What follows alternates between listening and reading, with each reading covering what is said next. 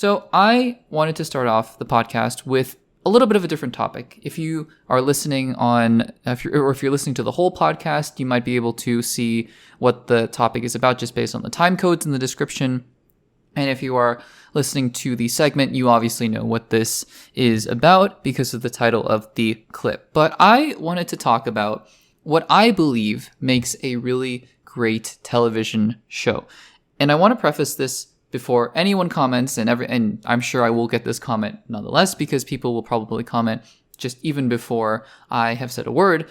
This is my own opinion, and this is not just my opinion because it's not like I'm watching a TV show and telling you I like the character, I like the writing, I didn't like this subplot. It's not so much of that, but more just what I believe speaks to me, I think is a better way of putting it, in terms of television shows. And I would love to be able to do a segment like this about movies and compare the two, because I think that there is a distinct difference here between the way that I view television shows and between the way I view movies, and what makes one speak louder than the other and what makes one better than the other. I think different things go into making these two mediums work better than others. So I'd like to do a segment about movies in the future, and let me know if you'd like to see this in a future podcast episode. Maybe I'll do it in the next one, who knows. But anyways, today we're talking about television shows, and I wanted to again preface that this is just what I believe speaks to me, and if you have other things that you look for in television, that's awesome, and I'd love to hear that in the comments down below. But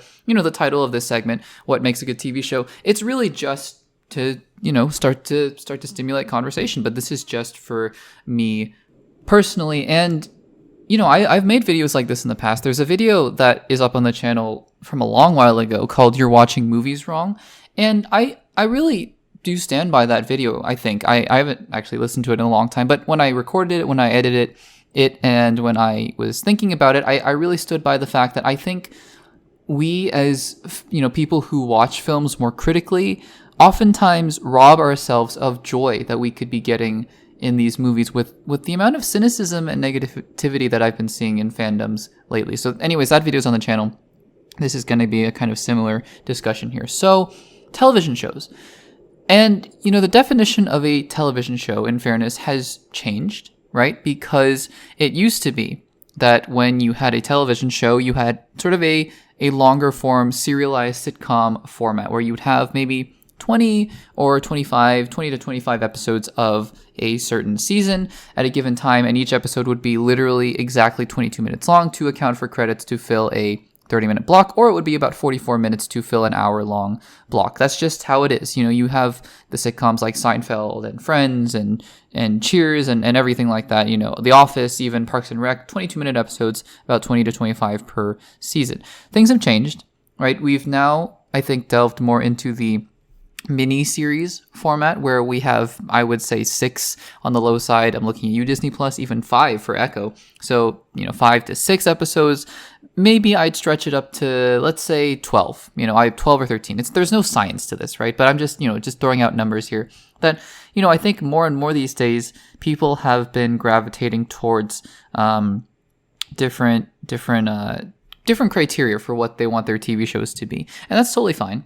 And so I want to preface all this discussion by saying I think that there are nuances to what I'm about to say, and they apply to different parts of different aspects of different formats of TV shows, right? But I want to make some general statements about what speaks to me for TV shows, and then, I think that it can always be different. There are always exceptions that prove the rule. So when I think about a TV show, though, in general, right? Because yes, you have your Marvel TV shows that are maybe 3 hours worth of content, maybe even like 2.5. They're basically movie length, right? So I'm not counting those. I'm counting even miniseries where you have a show like The Penguin, which is 8 episodes, I believe, and each one's an hour long. So that's 8 hours of television. And even a show like Friends, let's do some math here. You have let's just say 20 episodes, right? And if you spend 30 minutes of time per episode, about 30 minutes, I know it's like 22, but let's just say 30 minutes, that's about 10 hours of television right there. So you spend a lot of time in these shows, right? And I think that that's the big distinguisher for me, is that there is an objective, for the most part, more a larger time commitment with a television show. That's number one. And I think leading from that, right, because television has a longer format, it is also the fact that you have to invest in it. You have to commit to it, right? Because, I think what's interesting about TV, you can say this about movies at home, if you're watching movies at home, but I think I'm thinking more of the theatrical format. The theatrical format, right? You pay $10, $15, $20 even for certain theaters. You pay a certain amount of money. You usually go and buy food, and you don't know, generally, if you're going to like the movie or not. And, I think if you go into a movie like, let's just say, Avengers Infinity War, if you're a Marvel fan, or The Batman, if you're a DC fan, or even just a fan of movies, I enjoy both, right? You're pretty much assured, for the most part, that you'll like the film. But there are always movies that you go in and people say it's the greatest movie, and you don't end up liking it. So there's no guarantee. But what is guaranteed is that you made an investment of your time and your money. And because of that, I think there is an incentive in a movie theater to sit there and wait it out depending on how you feel about the movie. It's an investment in a different way.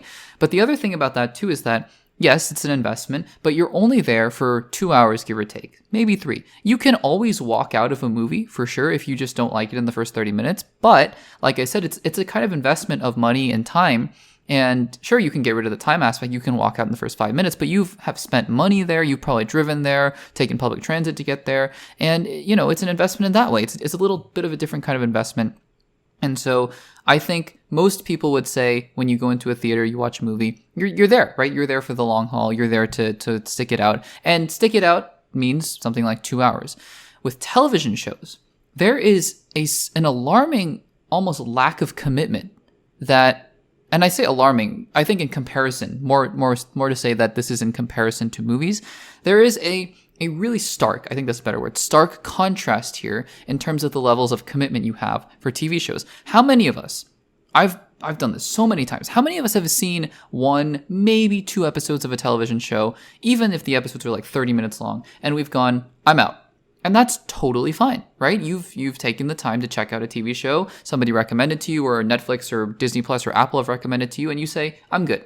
No, thank you. I'm good. That's totally fine. But, right, it is not your obligation to stay and watch the TV show. Now, there's an argument to be made that there is a monetary investment to be made as well. Obviously, you're paying, let's just say, $16 a month for Disney Plus or whatever it is these days. I don't even know. And sure, yes, you are technically paying to have the services and to watch the show. But the thing is, right, you can watch maybe 15 minutes of Agatha all along. And let's say you watch the first 15 minutes and you're like, I hate this, I'm out. Great. You're still paying $16 a month. So why don't you go and find another show, right? And that's a totally reasonable thing to do. And you stumble upon WandaVision, made by the same person, but you've heard good things. And you watch WandaVision and you're on your way. You love it, right? I think that there's a difference there. It's not like in a theater, you can watch the first 10 minutes and go, I don't like this. And you walk out and go from theater 10 to theater 9 and you go from, I don't know, Joker Folie à Deux to, let's say, Venom the Last Dance or something like that. Let's say Venom the Last Dance is the best movie ever made. You can't just do that, right? That's not what the theatrical experience is like. And so there's that. So really, one of the things here is that TV, the goal of TV is to get you hooked on the show. We've heard that term, right? I'm hooked on this TV show. I'm binging it. I'm hooked. Right, because it is actually the onus of the television, the onus of really, just enjoying the show is on the television show. It's really less on you. You can bail, especially in this world of streaming, anytime you want. Halfway through the season of Friends, you can bail if you don't like it. And so it is really on the television show and the writers and the directors and whatnot to make you stay, right? And so I think that that's a key difference there, where if there are things in a 2-hour movie and I'm sitting in a theater and I go, I don't love that. I don't love that. I don't really love that. I think that's not working. But if I'm not, I'm not at the point where I have to get up and leave. And I don't think I've ever left a movie theater. I could be wrong, in the middle of a movie because I didn't like it. I just don't think I've ever done that. Then I think that's what's at stake here, is that you're there to watch the movie. You can stick it out for 2 hours because maybe something happens at the end. You've paid your money and here you go. right? So to me, that's one of the really key differences between a TV show and a movie. Now, for me, what this translates to is one thing in particular. I think the most important thing so given all of that information that I just said, for me personally, right? Although a lot of that is objective, but I think then this now informs what I'm about to say for me personally. I think there is one then key distinct difference between a TV show and a movie that TV shows have to get right. And that is the characters. Because look, I'm going to say this, and perhaps this is a little bit controversial. I don't think movies in general need to get their characters right in order for you to be invested in the movie, because the time frame is much shorter. It's 2 hours long. Let's just say you're watching a murder mystery and it's, I don't know, let's say it's a 2-hour movie and it's a murder mystery, and sure, does it help, like in Knives Out, that all the characters are really fun and Ana de Armas and Chris Evans and all the other characters are really fun? Sure, of course it helps, but let's just say they're the most bland, generic characters ever, but the plot, the story is riveting. The murder is riveting.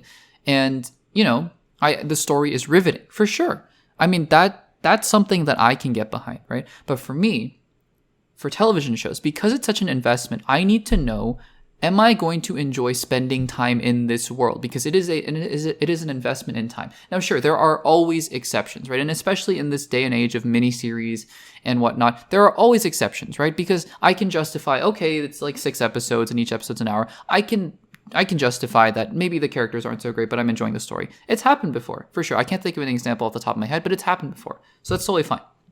And on the flip side, there are also procedurals, right? Where I personally don't love these for this exact reason, but they work for many people where you don't really care about the characters. In fact, the cast rotates every single time and they're just solving a murder mystery every single week or whatever. Personally, those aren't the TV shows that I gravitate towards because of this exact reason. I am making a commitment to watch the show because, let's be honest, for those murder mystery procedurals, if an episode isn't good, right? If an episode doesn't land, I'm out. Because I don't have any obligation to stay. And so, yeah, I can, like, if I watch the first 10 minutes of, let's just say, a crime mystery thriller with different characters every single episode, and I enjoy it, then I'm like, I'll watch the next one. The second the next episode isn't good, I'm out. But here's the difference to me, right? With characters you really, really care about. It doesn't matter if the show starts to fall off for me, because I'm going to still stick around just to be around these characters that I love and enjoy. This is the secret, I think, to what makes sitcoms so spectacular and so unique, but also so simply brilliant, is that what makes a good sitcom is good characters that make you stay. It's not the stories. I mean, sure, there are individual episodes of my favorite sitcoms like Friends or like The Office or whatever that I enjoy very much because of the episode, but what keeps me watching Friends, even through through season 7, 8, 9, 10, which definitely go downhill, from the peak of seasons 2, 3, 4, and 5, is the characters. I want to just spend time with the characters, and even though I can acknowledge that the later seasons are just kind of bizarre and maybe not as great as they were before, I want to spend time with the characters. Same for a show like The West Wing, right? Even though I'm not going to actually spoil a bunch of things, even though I'm not even done with the show myself, but I'm well on my way. And I know it's an older show, but I just for the sake of it. But even though things happen creatively behind the scenes that make the show maybe less interesting as it used to be, especially I think the peaks of season 1, 2, and 3 were just so high, doesn't mean that I'm going to just automatically stop watching the show, because I really care about the characters and their individual struggles. So to me, the key determining factor of what makes a really great television show, and I'll even take this example of Ted Lasso, right? Ted Lasso is a show that I love, even though I acknowledge season 3 is easily the weakest season of all the seasons of Ted Lasso. I stayed because I love the characters. I love Ted. I love watching Roy, Keeley, Rebecca, even Nate's redemption arc worked pretty well. I love the characters, and I love the way that these characters reflect different parts of society. So there are certainly story-driven television shows, right? The Penguin is an example. It's pretty story-driven, but the reason that I keep coming back as well, the reason that it goes over the top for me, is because the characterizations make me want to spend time spend time with these characters. The Penguin, granted, it's a little bit different because I want to spend time with these characters because it's almost morbidly fascinating what they're doing and what they're going through. But even characters like Vic in The Penguin, I really care about him, right? And a movie, I think, can get away with just being like, well, just come along for the ride and maybe see if you enjoy the story and whatever. I've seen plenty of really generic movies with characters that had stories that were interesting enough. I'm going to be honest with you. Mission Impossible as a franchise, I don't come back to Mission Impossible because I love, watching Ethan Hunt go through his emotional turmoils and come out victorious. No, I don't really care. I watch Mission Impossible because I think the stories are usually pretty interesting and the action is obviously great. If you had to sustain that over 10 episodes for a season, I don't know. I mean, sure, it's really going to be really cool, and maybe that is one of the exceptions that that proves the rule. But I just don't know if I could sustain watching that, especially over many seasons and many episodes. So for me, the answer is really simple. I know that I could have said so many other things like story arcs and subplots and episode lengths and whatever. I really think, guys, at the end of the day, what distinguishes a good television show, especially in comparison to a good movie, is the characters. I actually think that let's talk about some of the TV shows that have come out recently, right, and that are currently out. Rings of Power. I know a lot of you guys don't like Rings of Power. That's fine. I do, and I think that one of the things that made season 2 so much better than season 1 were that I was invested in the characters. Sauron was a fascinating character to me. Celebrimbor, even Durin and his father, Elrond, whatever Elrond was up to, and so many of the other characters, even Gandalf a little bit more, not that much. But season 1, oh my gosh, the characters were so bland, I couldn't care less. And that's really what made Rings of Power season 1 fall flat on its face for me. Agatha all along. A show that I find entertaining, but not the most enjoyable. Why is that? Because I don't feel super invested in the characters. I just don't, right? I don't really care about the emotional beats as much as I think the show wants me to. I just find it entertaining, is all. Let's talk about the Penguin. I just said, Colin Farrell's Penguin, Oz Cobb, is just a fascinating character to watch, and Vic is the anchor for me to dive into the show. So again, I just think that these are what keeps me coming back to watching good television. It doesn't matter now that it's not 22 episodes per season. Character to me is king in terms of what makes a good TV show. But I want to ask you guys, what do you think when you're watching a TV show? What distinguishes it from a movie? Is there anything? Do you look for the same things? And do you agree with what I'm saying? And if not, totally fine. I'd just love to hear what you guys have to say in the comments down below. What do you think makes a really good TV show?